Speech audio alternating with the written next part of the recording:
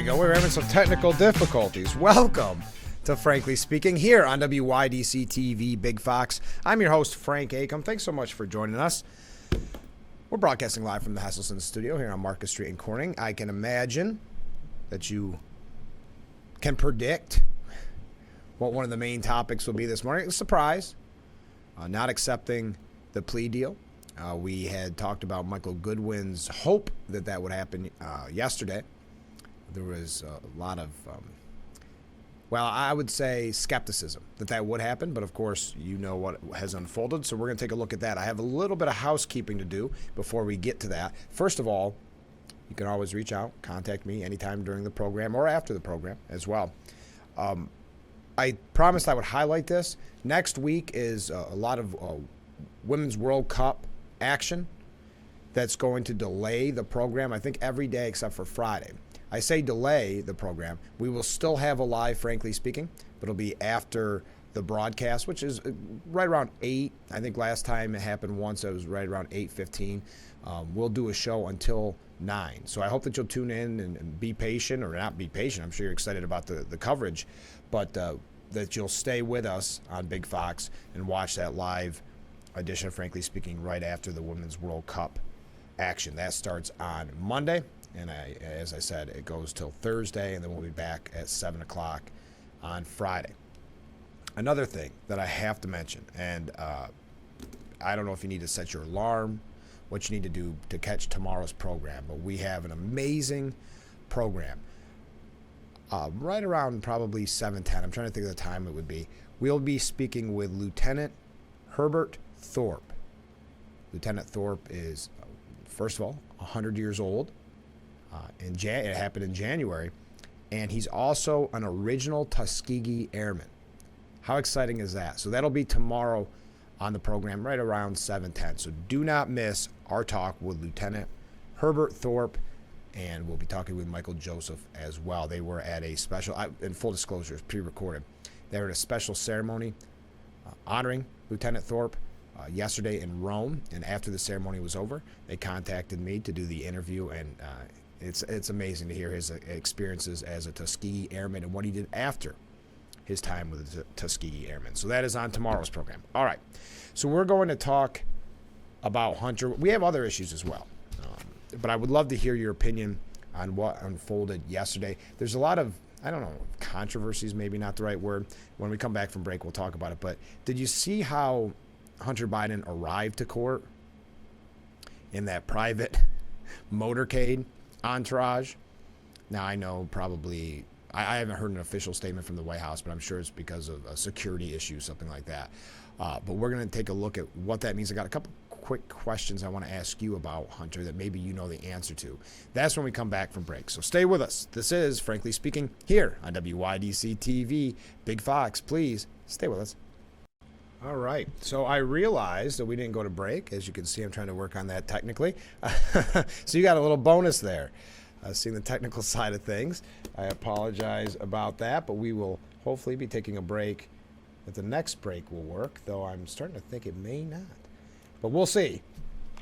Maybe we're doing a barnstorm here, like we did that one time, where we'll just be talking. Sorry about that. Sorry, folks. You know how technical issues work sometimes. But I appreciate you staying with us as you just stared at me staring at technology. All right, let's talk about Hunter and then hope the next break works. But I'm looking. I don't think it's going to. We'll find out. Okay. So Hunter Biden, here's a question I want to ask. Again, I'm going to put that up on the screen. I saw, and maybe you were already aware of this. Maybe I was just being naive. Did you realize that Hunter Biden has a tattoo on his back of the Finger Lakes? I just learned this yesterday. I would show you the photo, but it's from the laptop, and the photo is not just of his back. So I'm not going to show the photo. But isn't that interesting? I would love to know the connection there. I know his family, I believe his mother had a connection to Seneca Lake, and Joe went to Syracuse, right? So I don't know. I found that very strange this morning, one of those strange little bits of information that I was not aware of. But I mentioned the motorcade. Private citizen Hunter Biden arrives to court with a motorcade entourage.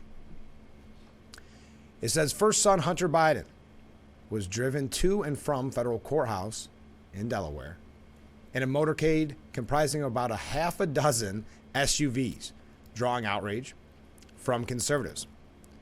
Some saying this, Brianna Morello saying taxpayers just funded Hunter Biden's motorcade arrival to his court appearance, where he's expected to admit he didn't pay his taxes.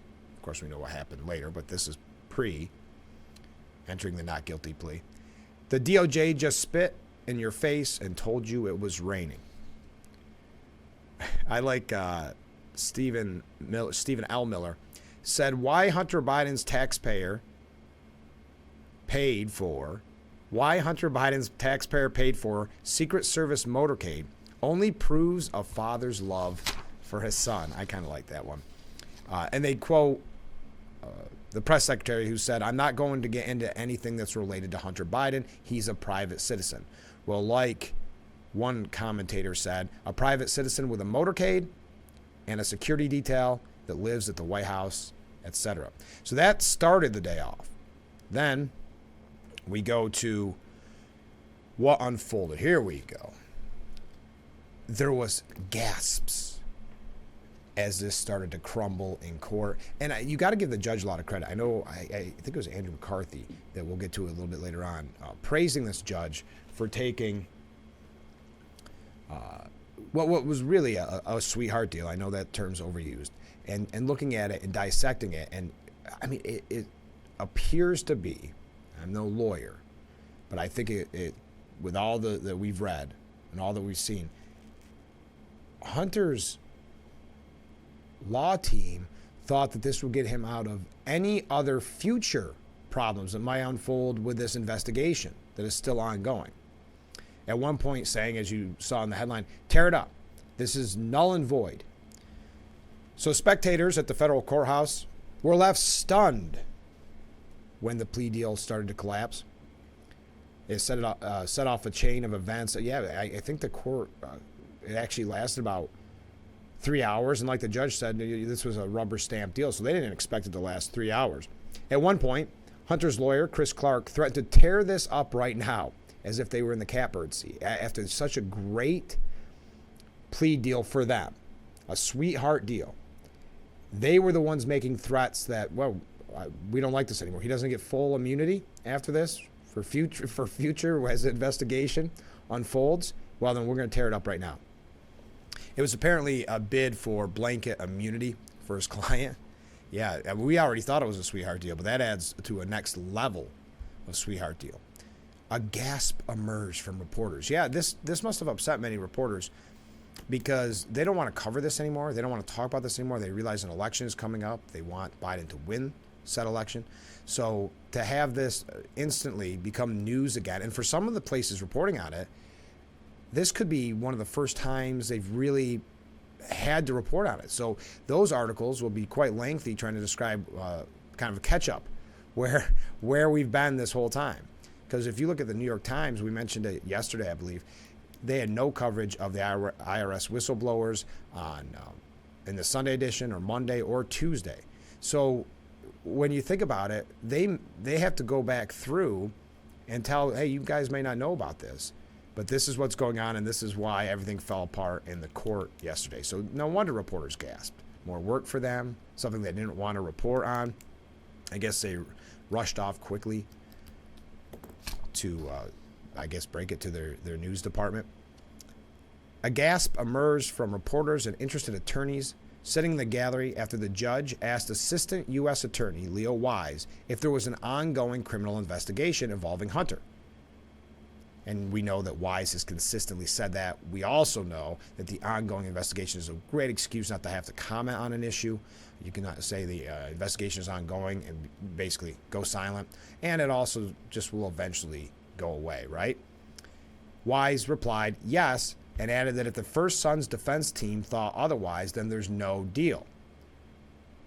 And this is when Hunter's lawyer said, as far as I'm concerned, the plea agreement, is null and void, leaving attendees stunned and causing some journalists to rush out of the courtroom to brief their colleagues. Yeah, they really thought, and I guess rightfully so, when this took 5 years of investigation, when it was such a such an easy plea for them. I'm sure they thought kind of the fix was in when the prosecutors haven't even done a good job. So they probably thought, you know what?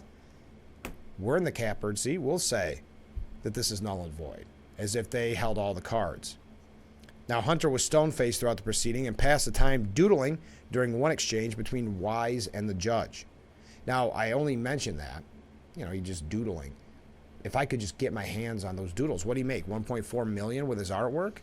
It might be enough for if you got a couple doodles, maybe sold those to a wealthy Democrat donor, and you might have enough to retire. The initial deal crumbled over two sticking points: whether Hunter would face additional future charges, such as for allegedly working as an unregistered foreign agent, and whether the two misdemeanor counts of failure to pay taxes could be decoupled from the felony charge of possessing a weapon while addicted to a controlled substance, in this instance, crack cocaine. Under the terms of the unusual agreement, Hunter would only receive 2 years of probation on the gun charge rather than prison time.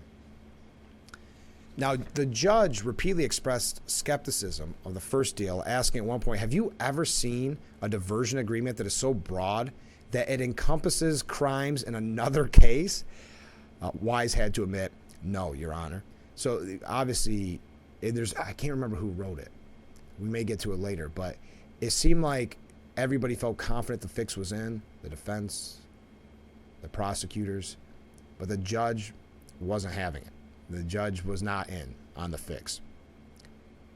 If I were to reject the plea, what happens? The judge asked, to which Wise replied that the case would go to trial with the possibility of additional charges. I'm not aware of additional charges, Clark, that again the lawyer of Hunter said. The U.S. attorney met for 5 years, going through my client's taxes on a line-by-line basis. They pursued it with unbelievable diligence and doggedness. I don't think there are any additional charges to be brought. But yet, they sure wanted that blanket immunity. He also, a couple little things that came out. Hunter admitted the last time his actual sober day was June 1st, 2019. After the hearing reached its conclusion, Judge Norica pressed lawyers on both sides several times about whether she was merely there to rubber stamp the agreement. Both of them said, no. But that clearly is what it looked like. So there's your quick update before we talk about some of the reaction. I would love to hear your take on what unfolded yesterday. This is not going to be the whole show. I have a couple other issues, but obviously a major topic with that surprise collapse of the plea deal. Let me see if I can take a break, and we'll be right back with Frankly Speaking here on WYDC TV. Big Fox. Cross your fingers.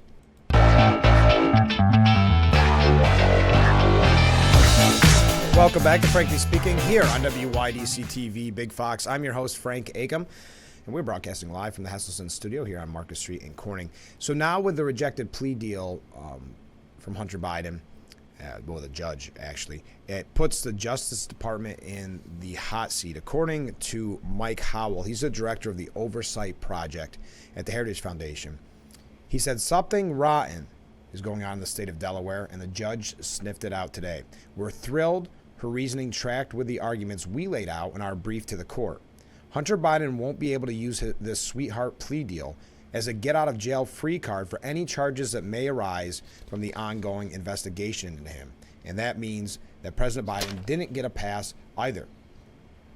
Tom Fitton, the Judicial Watch president, said if the DOJ had an ethical culture, this astonishing development would result in the resignation of U.S. Attorney Wise, Attorney General Garland, and other responsible officials, such as the U.S. attorneys in California and D.C. who helped subvert the prosecution. This development lends added urgency to an impeachment inquiry targeting Biden and at least Garland. This again, Tom Fitton. And if a special counsel isn't immediately appointed by Garland to investigate Biden, Inc., one can further presume that Garland is criminally compromised. So Andrew McCarthy wrote for the New York Post calling the judge a hero. And I don't really think that's overstated in a way. We'll see what unfolds. But as we went into the end of yesterday's show, it was pretty much by everybody accepted that she was just going to agree to this deal. Sure, she may outline why it's not perfect, why it's not good, but at the end it would all turn out the same. That, of course, did not happen. That was a huge revelation, and that's why the news, again, I don't want to keep bringing up this point, but that's why the news really upset the media, because many of them have not been reporting on this at all. Jake Tapper back in the day would not report on the laptop because he called it a conspiracy. So some people, for the first time, are seeing some of the things that Hunter's been involved in. But like McCarthy said, Judge Noreika did her job. That is why Hunter's sweetheart plea bargain blew up in Delaware federal court. In every normal criminal case, in every legitimate investigation, you have adversarial parties, the defense looking out for the accused interest, and critically, the Justice Department looking out for the public interest. That means government attorneys being appropriately aggressive in prosecuting lawbreakers. In fact, Justice Department plea bargain standards generally call for requiring the defendant to plead guilty to, at a minimum, the most serious, readily provable charge. The Biden investigation is continuing, even expanding, but we already know the Justice Department could have readily proved serious tax felonies and a gun offense carrying a potential 10-year sentence. Alas, there's nothing standard about the Hunter case. That's because the parties are not adversaries, they are in cahoots. And this is what I mentioned earlier. It was as if the fix was in, but the judge wasn't in on the game. Thus, did the president's son and the president's Justice Department conspire to orchestrate a plea deal that would A, allow Hunter Biden to escape prison and be given immunity from future prosecution over the Biden family business of cashing in on the president's political influence, and B, allow the Biden administration to pretend that with independence and integrity, the president had allowed the Justice Department to prosecute his own son. And that's a lot of what it boils down to. And that's why I keep mentioning they wanted this plea to go through, because then the media, and we saw it just the other day, and how they were covering it. Well, yep, it's going to be over. Once this plea deal, it's standard operating procedure. Once this is done, we don't have to talk about it anymore. It's, yes, Republicans will, of course, bring it up, but we're not going to, it's done. The media doesn't have to cover it anymore. And that's one of the, I think, what hits Biden, I'm not going to say worse, but it's really going to hurt Biden, both Hunter and Joe. Both Hunter Biden and Biden's Justice Department wanted an arrangement that would give Hunter the maximum amount of immunity from prosecution for the minimum amount of criminal admissions. And that's what's so sickening about Wise and the prosecution allowing that. They wanted to go along with that as well. So the smallest amount of punishment, and you have to admit a couple little things, and you get immunity. And then the media doesn't have to report on it. It's done for 2024. But there would have been a scandal if prosecutors had, well, I'm not going to go through all that. But so instead, with a nod and a wink, the Justice Department wrote a plea agreement saying merely that Hunter would plead guilty to 2 misdemeanor charges in satisfaction of the conduct covering all tax years from 2014 through 2019. This would allow Hunter to walk away saying the case was over and claiming immunity, not only tax crimes, but for criminal offenses arising out of his years of lucrative business dealings. So he would have got a get out of jail free card, essentially. So Hunter quietly walks away with a complete pass. The Justice Department clams up. The ongoing investigation, as we mentioned earlier, would slip into a great black hole that we never hear about again. And Joe Biden goes on the campaign trail bragging about how he fearlessly let his Justice Department prosecute his own son with independence and integrity. And all that went by the wayside yesterday because of that judge. And that's why Andrew McCarthy calls the judge a hero. A lot more to talk about on this. Of course, you can weigh in on it. We've got to take a short break. Stay with us. This is Frankly Speaking here on WYDC TV. Big Fox will be right back.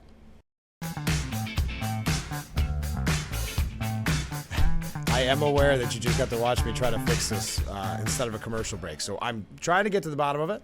But thank you for joining with us. The only reason I didn't go right on the air is because I was muted because of another technical thing. So we are back with Frankly Speaking. I'm going to, before the program's over, try to get to the bottom of it. Since we're talking about technical issues here on the program, next week, starting Monday, we'll be broadcasting a live show, a live Frankly Speaking, but it'll be a little bit later because of the Women's World Cup. So we'll be going on about 8, maybe 8:15, depending on how the game unfolds. So please tune in. It's going to be all brand new shows. Then Friday, we return to 7 a.m. So if you record the programs, however you watch them, just keep that in mind. It'll probably start around 8 maybe 8:15. Also, a programming note, tomorrow is going to be amazing. You have to tune in. We'll be talking to Lieutenant Herbert Thorpe, an original Tuskegee Airman. That's tomorrow right around 7:10. So make sure you join us then, and I hope that you'll join us every morning starting at 7 and then next week with a little bit of time change. Back to Hunter Biden. You recall, I believe it was last week when the Biden administration changed their narrative on this, that now Biden saying that he never was in business with his son after he'd been saying the same thing over and over. Even the New York Times having to admit now that I think now, of course, it's been a few years since then. This is from the New York Times reporter. More information has come out. More allegations have been made, many of which, of course, have not yet been proven or confirmed. I think that narrative is a little harder to make right now. And so for President Biden, it's not about a wayward son, because that's how Biden always presented it, and that, he knew nothing about his business deals, but about whether or not he himself had something to do with his wayward son's business dealings, and that's all still an open question. All right, so Jonathan Turley, who we mentioned yesterday, said that Joe Biden's new claim about Hunter Biden's business deals reveals what he really thinks of voters. And it's a really good piece. It's in the New York Post. Biden continued to consistently make that position known that he never knew about Hunter's business dealings. Yet on the eve of the testimony of a key Biden associate, the White House has changed its position. Now the president is only claiming he was never in business with his son. The White House press secretary is saying, so I've been asked this question a million times. The answer is not going to change. The answer remains the same. The president was never in business with his son. I just don't have anything else to add. It takes an utter contempt for the intelligence of the public to insist that the answer remains the same while completely changing the answer you've been giving for over 4 years. However, that is only if most of the public is informed of the contradiction. They may not know, because who has been reporting on this? Until yesterday's coverage, many of these outlets, if they covered it at all, were minuscule.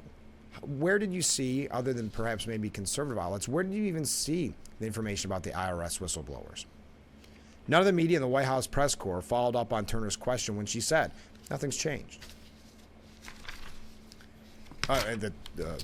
Turner was the first reporter. So they didn't even ask the question. They didn't even say, wait a minute. You've been saying it one way for over 4 years. Now you've changed midstream and said you're giving us the same answer. Where was the follow-up? Let me ask, just for a moment, let's play that mind game. If this were, let's say, a Republican president, would that question have went as a standalone? That answer as a standalone? It's tempting to say that the president is being too clever by half, but this was never particularly clever. Biden was counting on the media watching his back and hoping that he would hold both houses of Congress. Yeah, they screwed up on there, as we mentioned yesterday. If Merrick Garland would have rushed this through quicker, he wouldn't have had the investigations. But anyway, once the Republicans took over the House. The problem is that the media blackout was not total, and he lost the House. Now, these denials and conflicting accounts are threatening the possibility that he could lose much more than his political standing. If the evidence continues to contradict his blanket denials, Biden could lose his office. And that's what I believe Michael Goodwin said this morning as well, or maybe late yesterday, that it's a nail in the coffin of the Biden campaign. I'm not sure about that. Right now, behind the scenes, there are a lot in the media figuring out how to handle this so they don't have to report on it. They don't have to really dive deep so people realize just how close Joe Biden is in all this. So they're just like not asking that follow-up question. But again, Michael Goodwin saying Hunter Biden's plea implosion is a nail in the coffin to Joe's campaign. Had the deal been finalized, it would have let the president put the son's legal troubles behind him and declare it a settled matter. And that happens a lot in politics. You see it. No, we already had that conversation. We've already had that investigation. And that's why Wise kept saying ongoing investigation. Then they don't have to talk about it. Nothing's going to happen from that alleged ongoing investigation. So that's really how the judge called him out in many ways, saying, is there an ongoing investigation? Him saying yes, and then I just think it's a brash move from Hunter's lawyers saying, well, then this is null and void. They thought they were going to get everything. They thought they were going to have their cake and eat it too. He was going to have immunity, and it was done. The media didn't have to report on it anymore. Immunity for future crimes uncovered, not just from past that we already know about. Okay, I've got to take another short break. I'm sorry I'm thrown a little off by this technical thing, but I've got to be honest. I think the show's going great. What do you think? Be a part of the discussion. Reach out to us here. I would say get us questions for Lieutenant Herbert Thorpe, an original Tuskegee Airman, but in full disclosure, I did already pre-record that. He had a very big day yesterday, receiving an award in Rome. We're going to ask him about that, or you're going to hear about that, but we had to record it yesterday. It is over Zoom. I think you're really going to enjoy it. That's tomorrow on the program. So stay with us. This is Frankly Speaking here on WYDC TV. Big Fox. Let's see how this goes. And we are back with Frankly Speaking here on WYDC TV Big Fox. I'm your host, Frank Acom.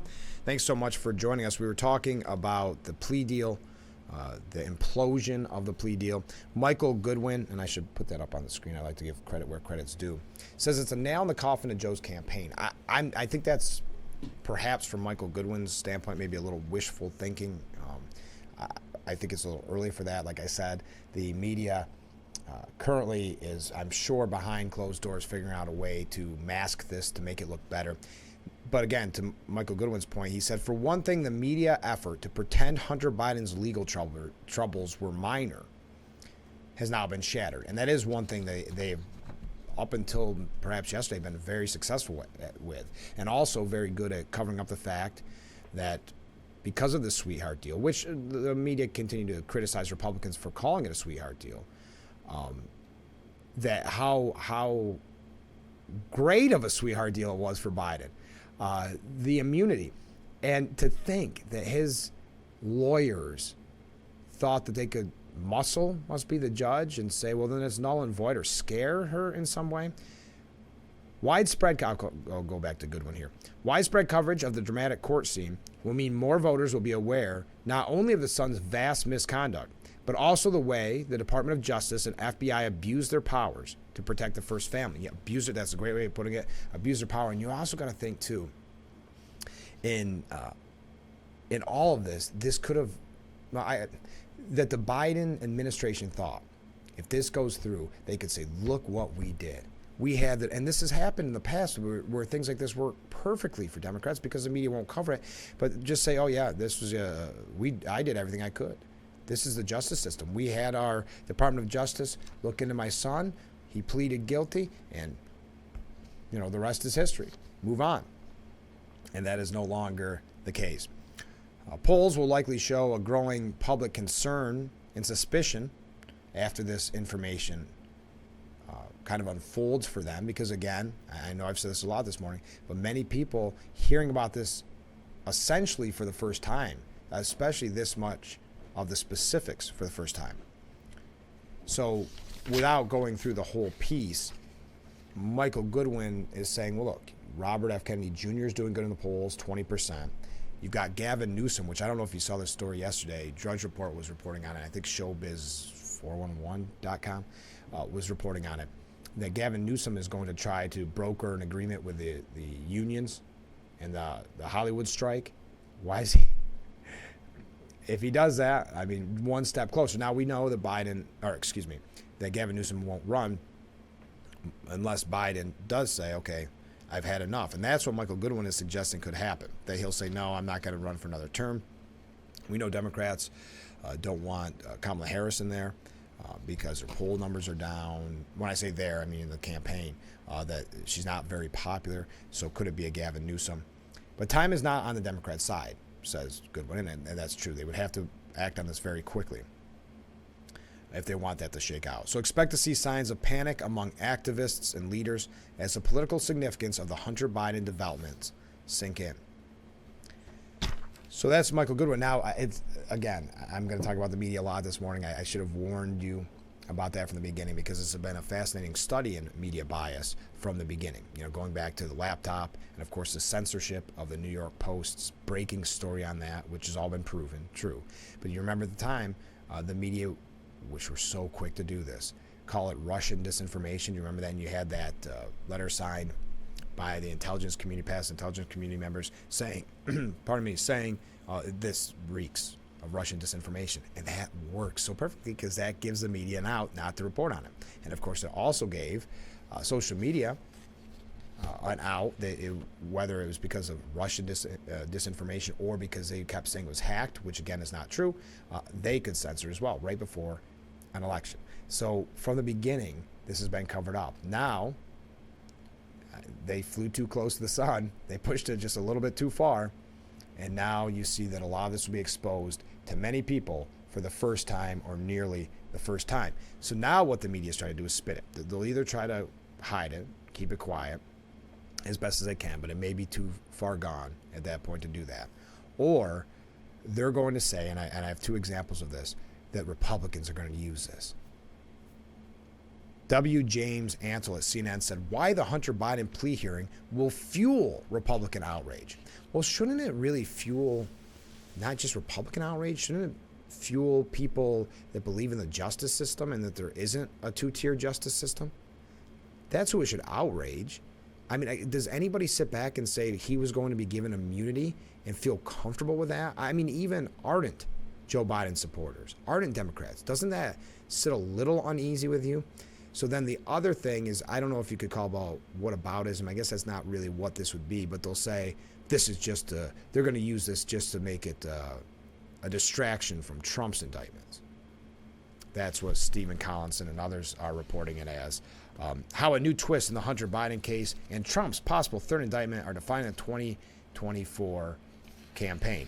And Republicans seize on Hunter Biden as a smokescreen for Trump, he says further on in the article.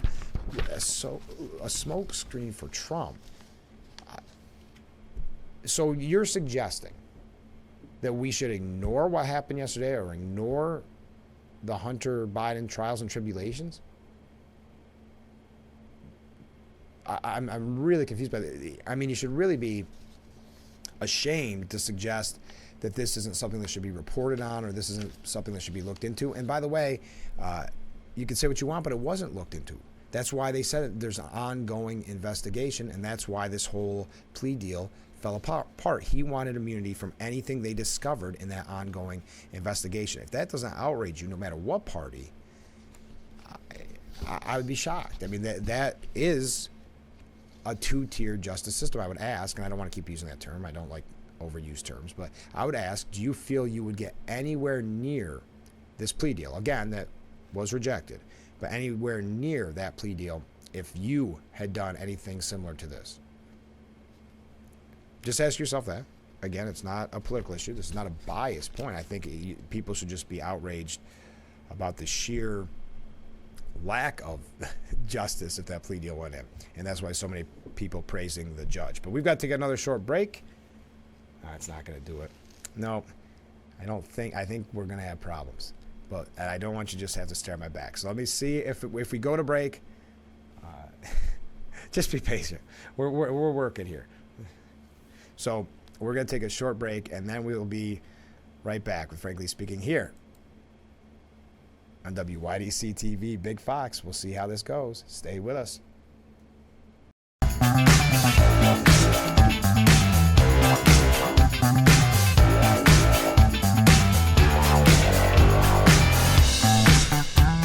Sorry, folks, I'd stay right on, but it does not allow me to do that the way the tech works. So we're going to get to the bottom of that, but you get to see behind the scenes. How's that?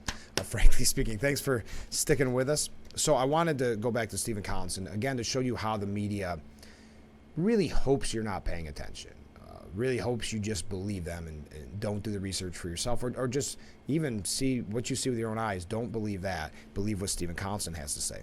Republicans have long been looking for a way to distract from Trump's extraordinary thicket of scandals. So even this failure of this plea deal, somehow the focus is on Trump. Stephen Collinson, that's how laser-like focus they are. And they've seized on Hunter Biden's troubles to try to weave a narrative about what they call the Biden crime family, and then to mock those that call it the Biden crime family, or even mock those that think, wow, yeah, this seems really shady with Hunter and Joe, and Hunter using his father's name, and it seems really weird. If you believe that, Well, in the original plea agreement, which fell apart on Wednesday, Hunter Biden was poised to plead guilty to 2 tax misdemeanors and strike a deal with federal prosecutors to resolve a felony gun charge. So he's scoffing at you. He's laughing at you. That's all that is. Well, if you believe it's a crime family, he was only pleading guilty to these things. It fell apart because they wanted immunity from other things that would be discovered. And we already know with the IRS whistleblower, there's a lot of new information that came out after this plea deal was agreed to. Well, obviously not agreed to, but was presented and then not agreed to by the judge. So he's trying to, he thinks you're very ignorant and thinks you do not know the case here, which in his defense, they haven't been reporting on it. So maybe how would you know? So he's trying to mislead you into thinking there's nothing to see here. But while Congress has the right to scrutinize all such questions, House Republicans have so far failed to provide conclusive evidence to stand up to any of the accusations, fueling an impression they are playing dirty politics. Let me ask you again, if you're a Trump supporter, or Biden supporter, or Kennedy supporter, I don't care. Do you feel that same sentence could have been used during the Trump administration? But while Congress has the right to scrutinize all such questions, we'll change the names here. House Democrats have so far failed to provide conclusive evidence to stand up to any of their accusations, whether that be Russia, you name it, fueling the impression they're playing dirty politics. Of course, you would have never seen that. Anyway, I think that's enough from Stephen Collison. I went on a tangent, but again, we're having trouble with our break, so I think we're gonna barnstorm here and hope for the best. All right. So, again, why the Hunter Biden plea hearing will fuel Republican outrage. It shouldn't, and that's coming from W. James Adel, it shouldn't just be Republican outrage. It should be people that believe in the justice system. It should spur outrage, what was attempted to happen. But I thought what Miranda Devine, also the New York Post, does a fantastic job. And she has a piece about Bidenomics. You know, Joe's going around bragging about Bidenomics, and even though the polls show that people don't like how the economy is right now, he's saying, boy, people just love it. Bidenomics has been such a huge success. She defined what maybe we're confused about, what Bidenomics means. So she put together a decoder ring, if you will, of what it could mean. Bidenomics means everyone has to pay their fair share of tax, unless your name is Hunter Biden, and the statute of limitations is allowed to expire by your father's DOJ, and you never have to pay at least $125,000 tax owed to the IRS, let alone penalties. No penalties. As IRS agent Gary Shapley testified to Congress. Bidenomics is when $8.3 million of your foreign income is examined by investigators in Delaware for potential illegal foreign lobbying, money laundering, and tax felonies for 5 years, but all you end up with is a cozy plea deal on 2 misdemeanor tax counts. Bidenomics is when you earn at least $1.3 million as an amateur first-time artist of dubious talent, selling paintings to buyers who include a Democrat donor who your powerful father appointed to a prestigious government office, the Commission for the Preservation of America's Heritage Abroad. She is now at the helm of that. Bidenomics is when you send a menacing WhatsApp message to your Chinese business partners, informing them that you are sitting there, meaning Joe Biden is sitting there, and then a few days later, they send $5.1 million to your bank account. Bidenomics is when you pay a couple of grand for dinner in a private club in Georgetown for your VP dad to meet your overseas business partners from Ukraine, Russia, and Kazakhstan. I think you get the idea of where this all had. This is Miranda Devine. You can find it for yourself. She also mentions Bidenomics is 10% for the big guy, if you know that term. Bidenomics is when you have 7 grandchildren, but you tell everyone you only have 6. This is a great piece. You can find it for yourself. It even goes through the fact of, if you look at as senator, Bidenomics is when you earn a yearly salary of $44,600 in 1975 as a senator, but you can afford to buy a vast 10,000 square foot DuPont mansion with ballroom, pool house, basketball court, and manicured grounds in the exclusive enclave of Greenville, Delaware. Anyway, you get the idea. So the only catch with Bidenomics is you have to be a Biden. As the president's campaign for a second term heats up, you can bet you will hear a lot more about Bidenomics. But now you know it's just the byword for corruption and cover up that dwarfs Watergate and every other Washington scandal in recent memory. All right, enough about that. I promise you I'd talk about other issues. Again, feel free to weigh in. I know it's a little different because we haven't been able to take breaks and I haven't been able to figure that out yet. I mentioned Gavin Newsom may be back channeling in actors' writer strikes against union. So he's kind of working behind the scenes. He wants Gavin Newsom has something up his sleeve. I don't know if he's hoping that Joe Biden will decide that he's not going to run again, but that window's really getting small. I know what I wanted to mention too, because there's been a lot of news about DeSantis and laying off so much of his staff and just not gaining the polls the way that obviously his supporters and he himself thought he would. Did you see what he did yesterday? I don't think this was just a political ploy. I have no problem with DeSantis. I don't think it's a political ploy. I just think it's kind of fun. I know some are criticizing it. They asked him, and it was on Clay Travis on Outkick, and they asked, would you think about putting Robert F. Kennedy Jr. maybe as your VP? He said, if you're president, sick him on the FDA if he's willing to serve, or sick him on the CDC, DeSantis said in response. In terms of being VP, if there's 70% of the issues that he may be averse to our base on, that just creates an issue, and that's very true. But basically having a little fun with it, saying, yeah, we'll turn him after the FDA or the CDC. Now, Mike Pence, though, took that quote and used it as an opportunity, which Mike Pence isn't, yikes, he's not doing well either in the polls. So Mike Pence said, when I am president, I will only consider pro-life Americans to lead FDA, CDC, or HHS. To be clear, pro-abortion Democrats like RFK Jr. would not even make the list. Well, you got to make political hay when the sun shines, and that's exactly what Mike Pence did. Okay. I thoughts and prayers go out to Mitch McConnell. That was scary yesterday. I know we don't have a lot of information on it, where he froze during that press conference, uncomfortable to watch. I know he had a clever line afterwards that the president called him, and he told him he was sandbagged because, of course, that's the term that Joe Biden used when he tripped over a sandbag. I got sandbagged. That's what Mitch said. So people are saying he's doing fine. Now they're trying to get maybe to the bottom of it. But the president called to check on me, and I told him I got sandbagged. I guess what an aide to the Kentucky Republican said was he felt lightheaded and stepped away for a moment, noting he was able to come back to handle the question and answer, which everyone observed as sharp. All right, two last quick things before we go. And again, thank you everybody who joined us. I know we haven't taken any commercial breaks, and you got to watch me as silence played.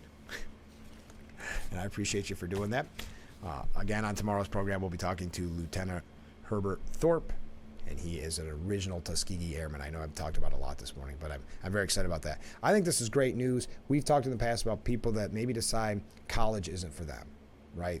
That I don't know if I want to walk away with a couple $100,000 in debt and get a job that starts at $40,000. Maybe that's not.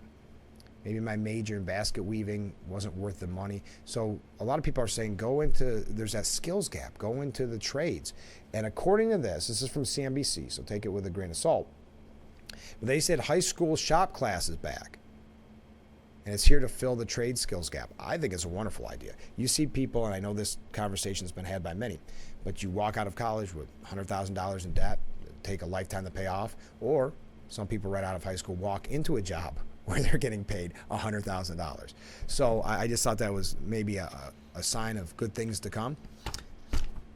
So that's why I brought it to you. Finally, Sound of Freedom reveals rising power of Jesus in Hollywood. I bring this up again, I know, media all morning. I always find this interesting. You have many Christian-based movies that just do phenomenal in the movie theaters. And every time that happens, they said, no one could see it coming. No one knew there was this faith market. The crowdfunded series, which was The Chosen, that no one in traditional Hollywood saw coming. That's in there. But anyway, I don't want to read the piece because it's from Newsweek, and I thought it was kind of, and it wasn't written mocking, but I thought it had a very negative undertone on kind of the faith-based movies and TV shows, but there is a market there. We've said it a million times. There is a market there, and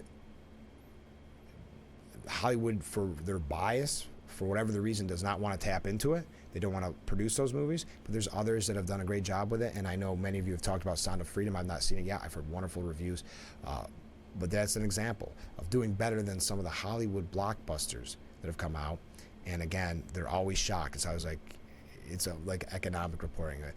Shocking how well that did. No one saw it coming. Anyway, we are out of time. Thanks for joining us this morning. Hopefully everything goes smooth as we go back to regular programming. Again, tomorrow on the program, Lieutenant Herbert Thorpe and Michael Joseph will be our guest. Herbert Thorpe is a original Tuskegee Airman. Just celebrated his 100th birthday in January. We're going to talk to him on tomorrow's show. That does it for me. Have a great day, everyone. This has been Frankly Speaking here on WYDC TV. Big Fox, have a great day.